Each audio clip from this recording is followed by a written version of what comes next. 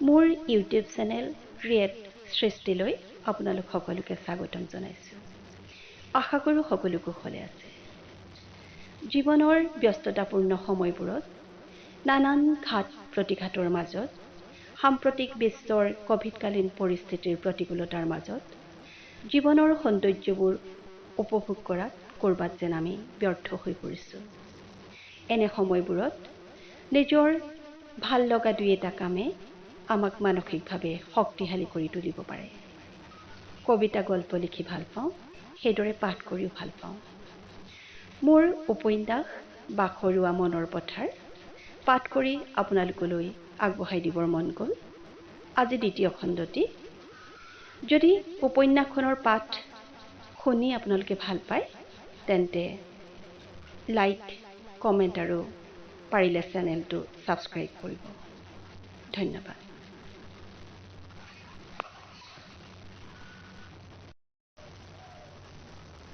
বাখৰুৱা মনৰ পথাৰ দ্বিতীয় খণ্ড। পুৰণা ঘৰৰ গেটখন খুলি বাখৰ সোমাই গ'ল চোতাললৈ বুলি। চাৰিওফালে নিজম পৰি আছে ঘৰখন। কাৰো ক'তো মাত এটাও নাই। আসাম টাইপৰ ঘৰটোৰ কানি ধৰিকৈ মেল খাই থকা দুৱাৰখন ঠেলি বাখৰ সোমাই গ'ল কৰিডৰেদি। আইমণি, বাবলু, ঘৰত আজি কোনো নাই নে কিয়? মাতি মাতি বাখৰি গৈ মাকৰ ৰুমলৈকে ভুমুকিয়াই চালে।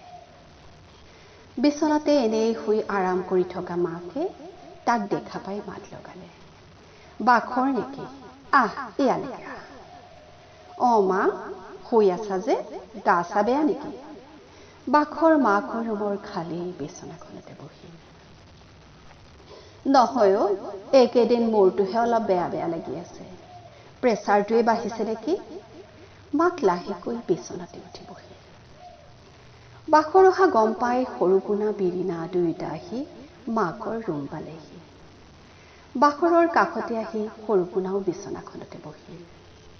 বাখৰে লগত লৈ অনা মোনাটো বিৰিণালৈ বুলি আগবঢ়াই দিলে। ধৰাচোন এইটো, কি ক'ত দিলে জানো তাই? বিৰিণাই মাকৰ সন্মুখতে এটা এটাকৈ মোনাটোৰ বস্তুবোৰ উলিয়াই আনিলে। ৰস দি পকা দুআশীকৈ মালভোগ কল, নেমু টেঙা কেইটা, কণী, দাংবডি সকলোবোৰ উলিয়াই থৈ তাই খৰাহী এটা আনি বস্তুবোৰ ভিতৰত নি সামৰি থলেগৈ। আবেলিৰ চাহকাপ খাবৰ হৈছিলেই। বিৰিণা সকলোৰে বাবে চাহৰ যোগাৰত লাগিল। ইহঁত হালকনো লৈ নানিলি কিয়? স্কুলো বন্ধ যেতিয়া? মাকে সুধিলে। দুয়োটা গৈ মোমায়েকৰ ঘৰত আছেগৈ। আহিলে মাকৰ লগতে পঠাই দিম বাৰু। আজি আকৌ বাগানৰো পাত ছিঙা আছে। কলকেইটা ৰস দি পকা বাবেহে মই বোলো ঘৰত দি থৈ আহোঁগৈ, বাখৰে মাকক ক'লে। সৰুপোনাই মাত লগালে। বাগানৰ পাত আহিছেনে? এইবাৰ বতৰটোচোন বৰ খৰাং। এৰাও, বহাগৰ গোটেই মাহটোৱে বৰষুণ নহ'ল। এতিয়া জেঠ সোমোৱাৰ পাছতহে এইকেইজাক পাতলীয়া বৰষুণ দিছে। অলপ অলপ আহিছে আৰু, পিছে জেঠ সোমালেই নহয়, পথাৰত কেতিয়াকৈ নাম? সৰুপোনাক উদ্দেশ্যি বাখৰে কথাকেইটা ক'লে। এইবাৰ নহ'লে মাটিখিনি তহঁতে আধিলৈকে লগাই দিয়ে। খেতি খোলা কৰাবলৈ মনেই যোৱা নাই এইবাৰ। তইনো আৰু কিমান তাঁত বাতি কৰিবি সেইখন ঘৰৰ পৰা এইখন ঘৰ, পথাৰ সমাৰ সকলোবোৰলৈ। এই ডাঙৰ পোনা অহাৰ কথা আছে। তাৰ ভাগৰ মাটিখিনি সি মণ্ডল মাটি জুখি মেলি কি কৰে কৰক। বাকীখিনি গাঁৱৰে কাৰোবাক আধিলৈকে দি দে তহঁতে। কিমাননো আৰু খেতি খোলাতে লাগি থাকিবি। মাকৰ কথাকেইষাৰত অকণমান যেন অভিমানৰ সুৰ। ক'ৰবাত যে কিবা এটা কেনা লাগিছে, সেই কথাৰ উমান পালে বাখৰে। মই থাকোঁতেনো আধি দিব লগা হ'ল কিয়? ট্ৰেক্টৰখন ঘৰত আছেই, সৰুৰো স্কুল বন্ধ, লাগি মেলি কৰিলেই হ'ল। তথাপি তোমালোকে যি ভাল দেখা কৰা। আধি কৰিব খোজা কোনোবা ওলাই যদি সৰুৱে সুধি মেলি চাবি। কথাকেইটা কৈ বাখৰ বহাৰ পৰা উঠিল। বলচোন সৰু বাৰীৰ পৰা আহোঁগৈ। মই সিদিনা ৰুই থৈ যোৱা তিয়হৰ পুলিকেইটাত জেং দুডালমান দিলিনে তই?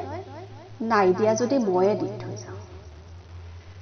বাখৰ আৰু সৰুপোনা দুয়োটাকৈ হাকনি পাৰি পালেগৈ।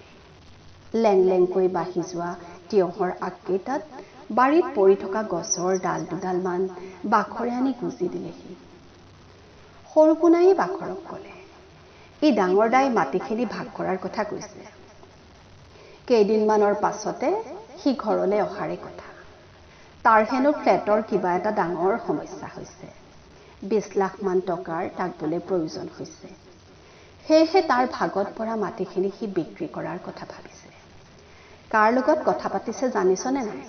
ডাঙৰ দাৰ লগৰ যে মনোজ বোলা ঠিকাদাৰটো, তাৰ লগত। সি কি বুদ্ধি দিব বুজিছই নহয়। সৰুপোনাৰ কথাকেইটাই বাখৰৰ মনটো সেমেকাই তুলিলে। ভিতৰে ভিতৰে যে এনেবোৰ কথা বতৰা চলি আছে সি গমেই পোৱা নাছিল। মাকৰ যে গাটো এইটো কাৰণতে বেয়া লাগি আছে সি অনুভৱ কৰিব পাৰিলে। সৰুপোনা বিৰিণাহঁতৰো মনবোৰ যেন কিছু মৰা, সেই কথা এতিয়াহে সি বুজিব পাৰিলে। সি ভাবিলে, ইমান ডাঙৰ চাকৰি কৰা ডাঙৰ দাদাকৰ কিনো ইমান ডাঙৰ সমস্যা হ'ল যে পৈতৃক মাটি বাৰীখিনিও বিক্ৰী কৰিব লগা হ'ল। সিটো কালৈও কোনোদিনে এটকাও নপঠায়। চাহ খাবলৈ বিৰিণাই দুইটাকে তাতেই মাতি থৈ আহিলগৈ। ভৰি হাত ধুই দুয়ো আহি ডাইনিং টেবুল পালেহি।